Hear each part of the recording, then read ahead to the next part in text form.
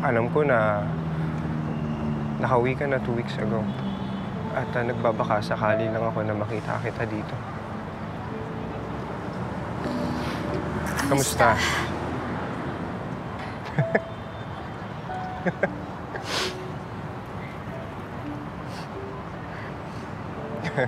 Ang ganda pa rin dito, no? Wala pa rin pinagbago.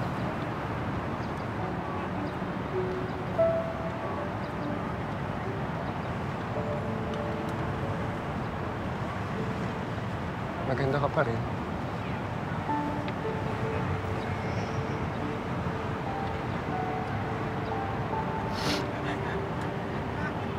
I'm sorry.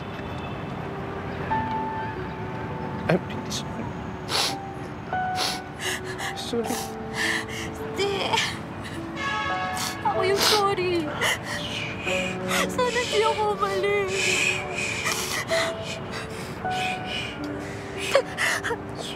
Babe.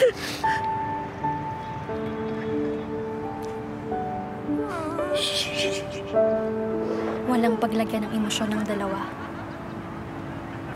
Pareho silang overwhelmed sa saya.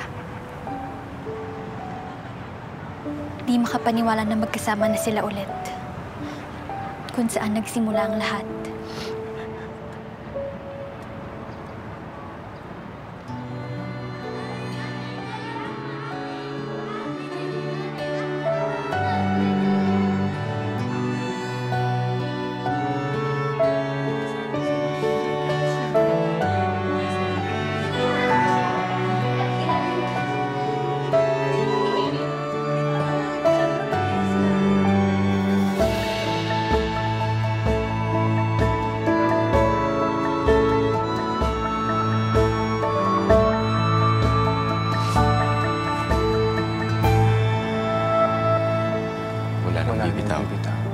Wala nang aalis. Wala nang aalis. Tumango lang si Marco.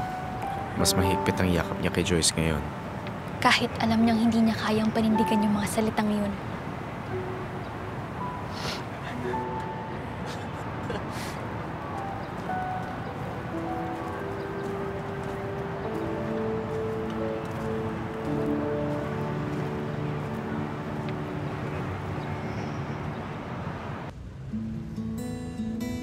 Ano inspirasyon mo sa kwento ni Marco at Joyce?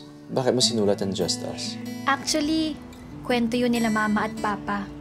Kung paano sila unang nagkakilala.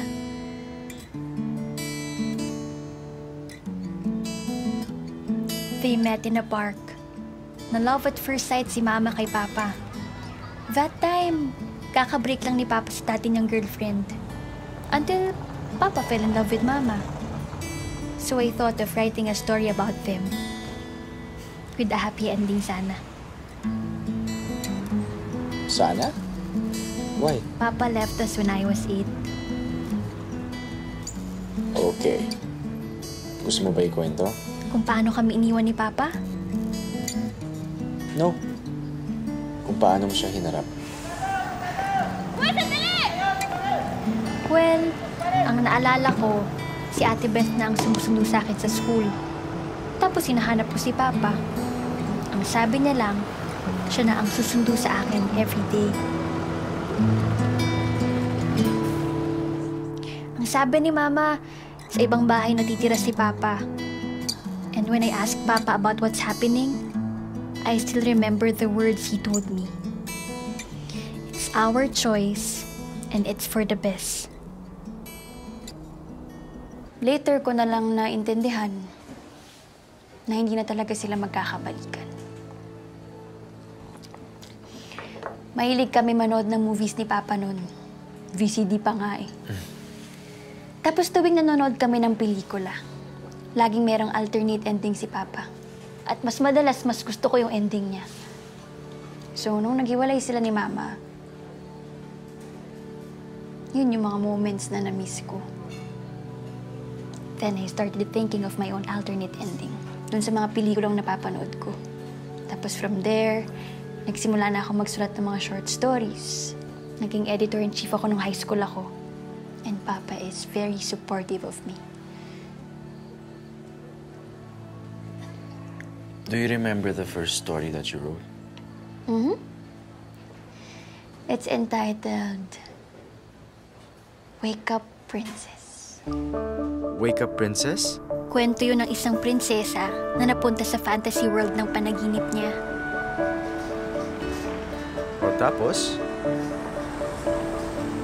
Siyempre tuwang-tuwa siya. Doon sa fantasy world, masaya lang. Walang konsepto ng lungkot, ng inggit, o kahit na anong negative emotion. Saka doon, puro maganda lang. Hindi ka naman nakakatakot.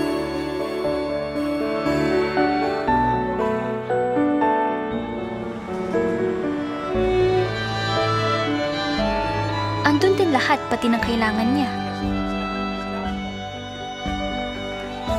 Enjoy na enjoy yung prinsesa. I mean, sino ba namang hindi, diba? Kung pwede nga lang na habang buhay doon na lang siya, why not? Sa fantasy world, mabait ang mundo sa prinsesa. Mahal siya ng lahat. Walang pwedeng manakit sa kanya.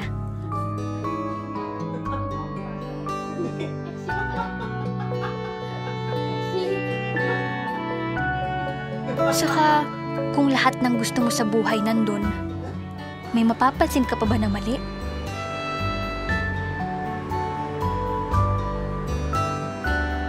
Kaso? Kaso, syempre, it's too good to be true, diba? Hindi naman talaga totoo ang lugar kung nasaan yung prinsesa.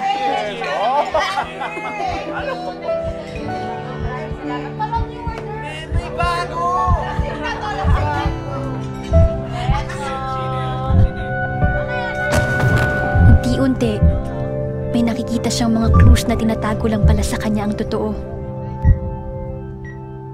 Eventually, nalaman ng prinsesa ang totoo sa fantasy world. Hindi pala totoo ang lahat. Of course, the princess wanted to get out. Ayaw na niya dun. She tried getting out. Kung ano-anong paraan ang ginawa niya. Pero hindi siya makaalis-alis. Hanggang sa sinabi sa kanya ng wizard, the only way for you to get out of the fantasy world is for you to wake up.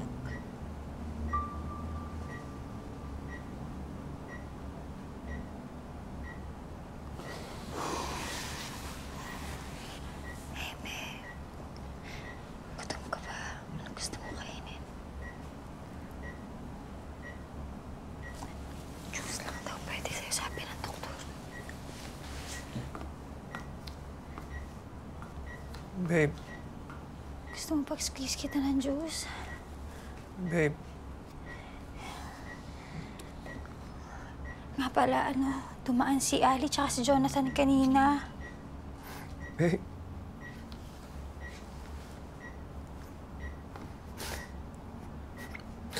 Babe, I'm so sorry. Hindi ko kasi alam kung paano sasabihin sa'yo eh. Takot kasi ako baka mawala ka na naman sa akin. Hindi ko na kayanin. So sorry. So sorry. Naalala mo yung kanta na natapos ko dahil sa'yo. At kung ang lahat ay paulit, pati buhay ko, ikaw pa rin, Sinta. Mahal ko.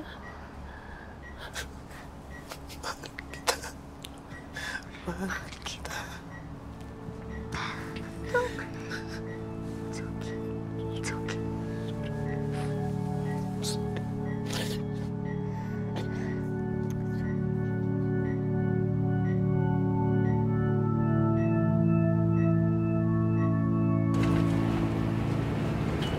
Alam mo, magaling ka. laki ng potential mo. Ramdam ko na nung una tayo nag-meet. Kaso baka lumaki yung ulo mo, kaya huwag na lang. Naku, pwede ba wag mo akong bulahin? Sige, nasagot ko na yung pamasahe natin pabalik ng Maynila. Di nga seryoso ako. Ito advice ko sa'yo. Just keep the fire burning. Don't be afraid to explore all the possibilities. Ako, nanggaling na ako doon, kaya maniwala ka sa akin na kapag sinabi ko that it will be a long and hard journey, but in the end, it will all be worth it.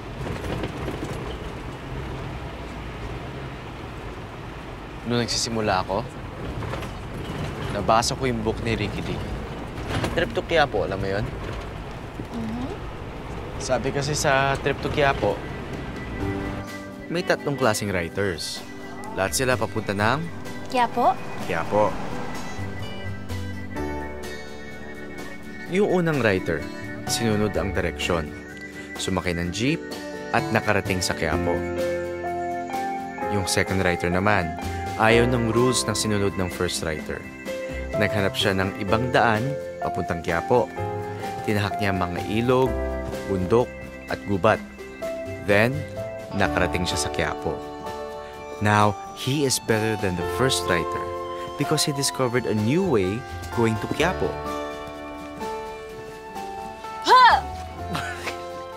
horny mo. May effort naman ako. Galingan mo pa. Almost. After that, more people will follow the second writer's new path, and this will become less complicated for them. Maya, mauna ka na.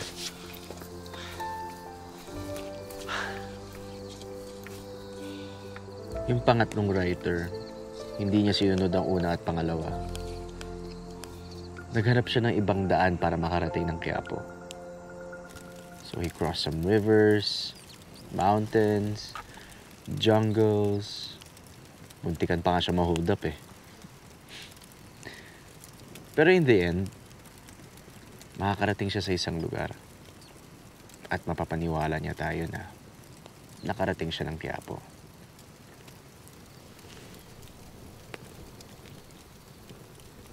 Ang ganda. Lahat naman tayo may kanya-kanyang Quiapo sa buhay natin eh. Na eventually kailangan nating marating. Ang tanong, paano?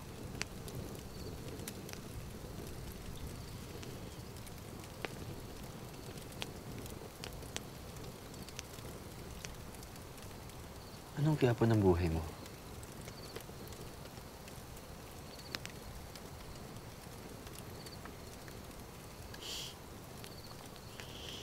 Isa lang naman pangarap ko sa buhay ko.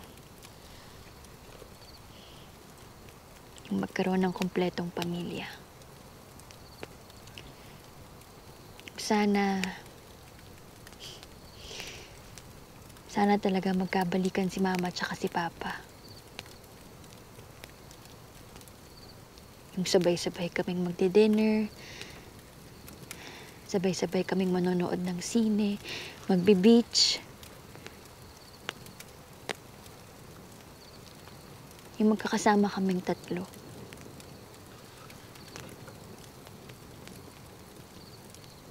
Yung walang kahati kay Papa. Yun lang. Yun lang talaga. Kaso, Imposible? Ang pangatlong writer, napaniwala tayo na nakarating siya ng Quiapo.